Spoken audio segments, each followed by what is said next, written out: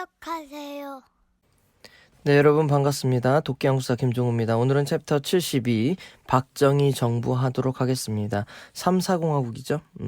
공화국은 집권자, 즉 대통령과 그 다음 헌법이 바뀔 때 바뀝니다. 그러니까 정치 형태가 완전히 바뀔 때 공화국이 바뀌는데요. 3공화국과 4공화국은 특이하게 대통령이 박정희입니다. 하지만 정치 체제가 4공화국이 유신이기 때문에 완전히 다릅니다. 3공화국하고는. 그래서 박정희 정부는 3공화국과 4공화국으로 나누어집니다. 여기 포인트는요. 60년대 사건들, 그리고 순서, 한일협정, 그리고 베트남 파병, 그리고 68년 북한의 도발, 그리고 삼성 개헌, 그리고 유신 특징, 그리고 70년대 사건 순서가 잘 나옵니다. 한번 5.16부터 들어가도록 하겠습니다. 5.16 군사정변 1961년이죠. 장면 내각의 무능력과 사회혼란 수습을 명분으로 군사정변이 발생했습니다. 군사정변이 쿠데타입니다, 여러분. 군사정변 이후 군정실시합니다. 군정실시할 때 군사혁명위원회, 이제 곧 국가재건최고회의를 구성하죠. 국가재건최고회의가 여러분 시험 문제 잘 나옵니다. 혁명 공약을 발표합니다. 계엄 선포하고요. 이때 혁명 공약이 반공을 국시로 삼는다. 첫 번째 반공, 두 번째 경제 개발을 천명합니다. 그러니까 반공과 경제 개발을 최우선시한다고 합니다. 이게 이 군부 정부의 핵심 키워드였습니다. 이제 군사정부 정책을 보도록 하죠. 부정축제자 처벌합니다. 그리고 불량배 소탕하죠. 정치 깡패들 사형시킵니다. 이정재 등 이마수 이정재.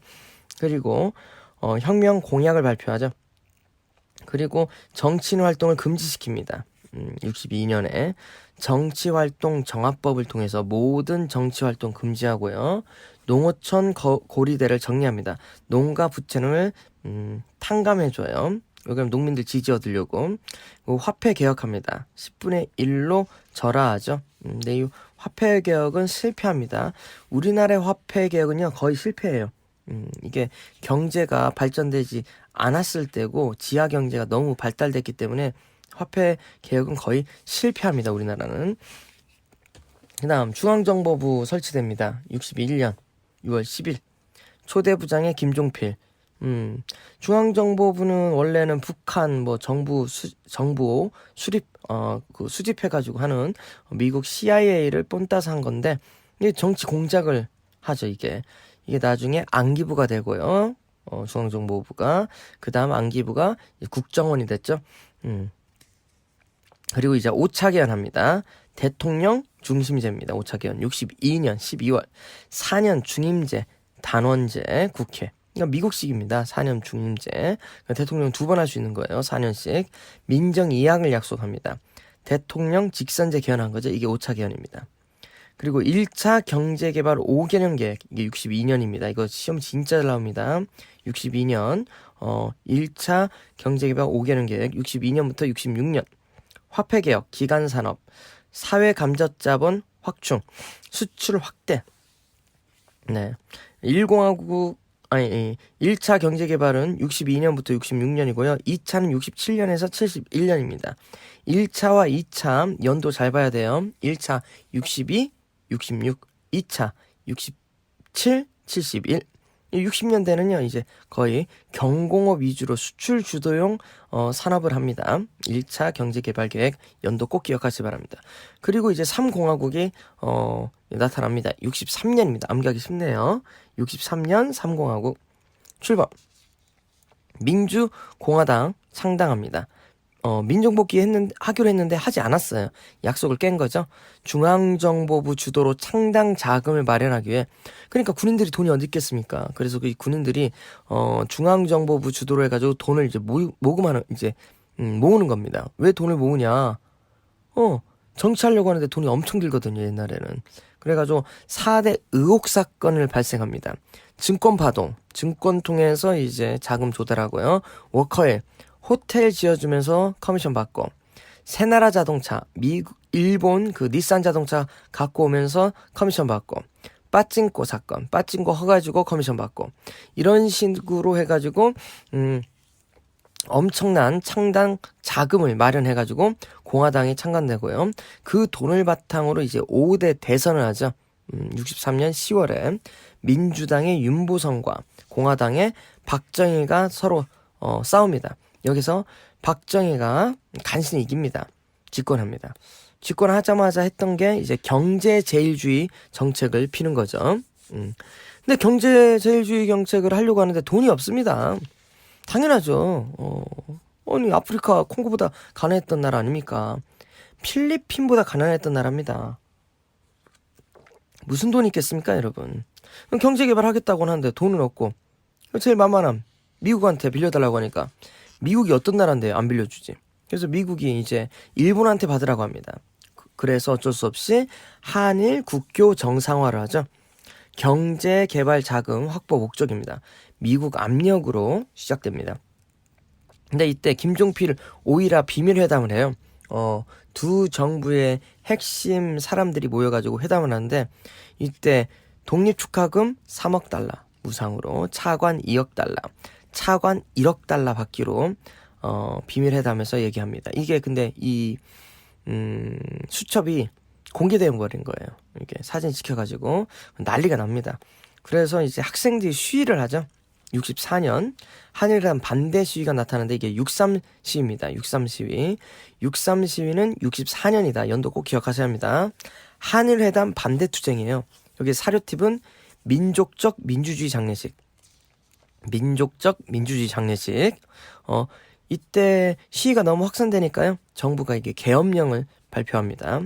그리고 결국에 65년에 한일협정합니다. 가장 큰 문제는 사고가 없었다는 거죠. 그래서 지금까지 문제되고 있습니다. 한미일 공동 안보 체제 형성하고요. 독립축하금 목적으로 일본이 3억 달러 그리고 2억 달러 정부 차관 3억 달러 이상의 산업 차관을 합의합니다. 그런데 거의 그 김종필 오이라메 뭐 거의 비슷하죠. 그런데 독도 문제 해결은 안 됐다는 거. 그렇죠. 그리고 위안부 강제 징용 피해자 배상도 안 됐다는 거. 사과도 없었다는 거. 그래서 이게 지금 문제되고 있다는 거 꼭 기억하시기 바랍니다. 한일협정 나올 가능성이 있습니다. 그리고 부속조약. 청구권 경제협력에 관한 협정, 제1동포 법적 지위에 관한 협정, 업협정, 그 다음 문화재, 문화협력에 관한 협정이 있습니다. 이런 가운데 여러분 이제 63 시위가 이렇게 있고 한일협정 하는 가운데 인혁당 사건이 터집니다. 인혁당 사건은 뭐냐? 64년인데요. 1차가 있고요. 74년에 2차가 있습니다. 인민혁명당을 줄임말입니다. 한일협정 반대 분위기 속에 혁신 세력과 학생 운동권을 탄압하기 위해서 고문으로 사건을 조작한 거죠. 빨갱이라고 간첩이라고. 그래서 선고하자마자 바로 사형합니다. 근데 재심 얼마 이제 민주화 이루어진 다음 재심으로 무죄 선고가 됩니다. 인혁당 사건. 근데 한일 국교 정서화 이 자금으로 이 8억 달러로 턱없이 부족합니다. 경제개발에. 그래서 미국한테 다시 달라고 하니까 미국이 받고 싶으면 베트남에 군대 파견하라고 합니다. 그렇죠. 한일협정을 종했던 미국의 강력한 요청으로 그렇죠. 이제 베트남 파병까지 가는 거죠. 맹호, 청룡, 백마부대. 근데 이때는 협상을 좀 합니다, 여러분. 그냥 보낸 게 아니고요. 미국한테 갈 테니까 돈 줘라. 그래서 각서를 쓰는데 이게 바로 브라운 각서입니다. 66년. 연도 꼭 기억해야 합니다. 66년 브라운 각서. 한국군 장비 현대화하겠다. 그리고 미국 신규 차관, AID 차관. 이게 중요합니다. AID 차관을 받음으로써 전 세계에서 이제 차관을 받을 수 있어요. 왜 그러냐면 미국이 돈 빌려준 나라니까 당연히 안전한 나라다. 그래서 돈을 빌릴 수 있는 겁니다. 그리고 베트남 특수가 인정받습니다. 기업들이 진출하는데 이때 진출했던 기업이 한진입니다. 한진. 대한항공. 그리고 이제 브라운 각서 하면서 우리 이제 베트남으로 이제 군대가 파병되고요. 이걸 기화로 우리나라 경제가 많이 발전하게 됩니다. 그리고 이걸 기반으로 이제 박정희가 재선합니다. 6대 대통령으로요. 또 이때 민주당의 윤보선이 나왔지만 패배하고 박정희가 승리합니다. 1차 경제개발 5개년 계획의 성공적, 그렇죠. 그리고 얼마 있다 국회의원 선거까지 했는데 압승을 하죠. 개헌선을 확보합니다. 이런 가운데 68년에 이제 한반도 긴장이 고조됩니다. 68년 1.2 사태, 68년 1월 21일 1.21 사태, 김신조 등 31명 무장공비가 청와대를 기습한 사건입니다. 이거 제가 수업 시간에 스토리 얘기해줬죠. 그거 꼭 기억하시고요. 이걸로 인해서 여러분 군대는 3년 후 늘고요. 그리고 예비군이 창설됩니다. 68년 4월에 향토 예비군이 창설돼요. 김신조 때문에 향토 예비군이 나타나게 된 겁니다. 그리고 푸에블로 사건, 그렇죠. 68년 1월 23일 푸에블로 사건, 미국 첩보함을 북한이 납포한 사건입니다. 그리고 울진 삼척 무장공비 사건 68년 이제 나타나는데 이거는 이제 11월이죠. 이승복 어린이가 죽고요. 그리고 북한의 강경파가 주도했습니다. 그래서 68년에 여러분 한반도 긴장을 고조한 사건은 3개입니다. 김신조, 푸에블로, 울진 삼척 무장공비. 그래서 김푸울로 암기하시면 돼요. 김푸울. 그 다음 삼성개헌 가도록 하죠. 삼성개헌 69년 6차 개헌입니다. 조국의 근대화 그리고 민족 중흥을 위해서 강력한 리더십이 필요하다. 근데 강력한 리더십을 발휘할 수 있는 사람은 박정희밖에 없다. 그래서 장기 집권을 해야 한다. 그러면서 이제 삼선 개헌을 하죠. 날치기 통과합니다. 야당과 제 학생들이 시위를 하지만 결국에는 이게 삼선 개헌이 통과되고요. 그리고 7대 대통령 선거가 이루어지는데 이때 71년입니다. 이때 박정희하고 김대중하고 싸웁니다. 근데 이때 간신히 이제 박정희가 이기죠. 이때부터 박정희가 생각합니다. 이제 선거하면 안 되겠구나. 그래서 이제 선거 안 하고 체육관 대통령 선거를 하는데 그게 바로 유신입니다. 그러니까 유신 전에 있었던 마지막 대통령 선거가 7대 대통령 선거입니다. 71년. 그리고 83 긴급 금융조치를 합니다. 기업들이 사채가 너무 많다 해가지고 기업의 사채를 동결해버려요. 동결. 그러니까 사채를 빌렸는데 이자 안 갚아도 돼. 이게 말이 됩니까 여러분. 자본주의 사회에서. 아무튼 너무 높은 고리되는 문제지만 여러분 이자는 받아야죠. 근데 이자 자체를 이제 동결해버린 거예요. 정경련의 요청으로. 이때 수많은 기업이 이제 큰 혜택을 봅니다. 그래서 재벌이 성장하는데 기여를 한다. 금리는 대폭적으로 인하되고요. 오케이. 이런 가운데 여러분 68년 사건하고 이제 70년 사건 순서 꼭 기억해야 합니다. 1.1 김신조, 푸에블로, 향토예비군, 울진 삼척, 군민교육현장 이게 순서고요. 68년. 70년 순서는 새마을, 그 다음 경부고속도로, 전태일. 그래서 암기 팁은 새경전으로 여러분이 암기하시면 됩니다. 오케이. 그리고 닉슨 독트린이 나타나요. 냉전이 끝난 거죠. 미국은 앞으로 베트남 같은 전쟁을 하지 않겠다. 피하겠다. 아시아 각국은 알아서 해라. 이게 냉전의 끝입니다. 닉슨 독트린. 근데 우리는 냉전을 통해서 정권을 유지했던 정부잖아요. 근데 냉전이 끝나니까 큰일 났잖아. 그래서 이제 박정희 정부에서는 남북 회담을 하죠. 그게 그 유명한 7.4 남북 공동성명입니다. 오케이. 그 전에 이제 여러분 이제 3공화국 끝났는데요. 3공화국 암기팁 하고 이제 4공화국 들어가겠습니다. 3공화국 암기팁은요. 5,6할라 세계의 향교야. 5,6할라 세계의 향고요. 5, 5.16 6, 6.3 시위 한일협정 라 브라운 각서. 그 다음 세계 향교 김신조, 푸에블로, 울진 삼척 한반도 긴장 고조. 그렇죠. 향토예비군, 그 다음 군민교육헌장이 있었다. 이렇게 여러분이 보시면 되겠습니다. 5, 6 한라 세계 향교 꼭 기억하시기 바랍니다. 그 다음 이제 유신 가도록 하죠. 유신은요, 배경은 7대 대통령 선거에서 박정희가 간신히 이긴 거야. 김대중한테. 그리고 경제 불황. 야당의 득표율이 증가해요. 사법부 판사들이 대통령 말 안 들어. 그리고 대통령이 하라고 하니까, 이거는 사법권에 대한 침해다 하면서 사표 냅니다. 그리고 광주 대단지 사건. 서울에 있는 빈민들을 지금의 성남이죠. 광주로 그냥 마구잡이로 거기다 몰아놓은 거예요. 그래서 거기서 이제 폭동이 일어났죠. 이 광주 대단지 사건. 사회혼란이 점점 늘어나고 있습니다. 이런 가운데 닉슨 독트린이면서 네탕트 냉전이 끝나고요. 이렇게 사회도 혼란하고 자기가 유지했던 그 냉전도 끝나고 하니까 이제 박정희가 승부수를 걷죠. 이게 북한하고 같이 한 72년 7.4 남북 공동선명입니다. 여기 핵심 내용 꼭 기억해야 합니다. 자주평화 민족대단결. 자주평화 민족대단결 꼭 기억하시기 바랍니다. 7.4 남북공동선언 시험 진짜 잘 나옵니다. 자평민. 그 다음 10월 유신, 그쵸, 10월 유신 한번 보도록 하죠. 72년 전국에 비상계엄령 선포하고요. 국회 해산합니다. 정치활동 금지하고 언론 출판 방송 사전 검열하고요. 대학교 휴교령을 합니다. 유신헌법 이제 들어가는 거죠. 이런 가운데 유신헌법 이제 보도록 하죠. 대통령의 초법적 지위야. 그러니까 이거 유신은 따로 공화국 뺀 거예요. 이런 법이 없거든요. 대통령이 왕보다 강합니다. 헌법을 능가해요. 긴급조치권, 대통령 명령이 헌법을 정지시킬 수 있어. 와우. 국회 상권, 대통령이 국회를 해산해. 이거 상권분립 전혀 없네. 그 다음 유신정후에 대통령이 국회의원의 3분의 1을 임명합니다. 그러니까 이제 국회의원들은 국민보다는 이제 대통령의 눈치를 보는 게 되는 거죠. 그 다음 대법원장, 헌법위원회 위원장 임명권까지 대통령이 갖고 있습니다. 그러니까 모든 이제 법이라든지 모든 이 체제가 대통령 중심제로 바뀌었다는 겁니다. 알겠죠? 이런 가운데 통일주체 국민회의에서 간접선거, 이제 집주선거 안 합니다. 간접선거 하는데 이 간접선거 했던 곳이 통일주체 국민회의예요. 임기 6년 연임 제한 없습니다.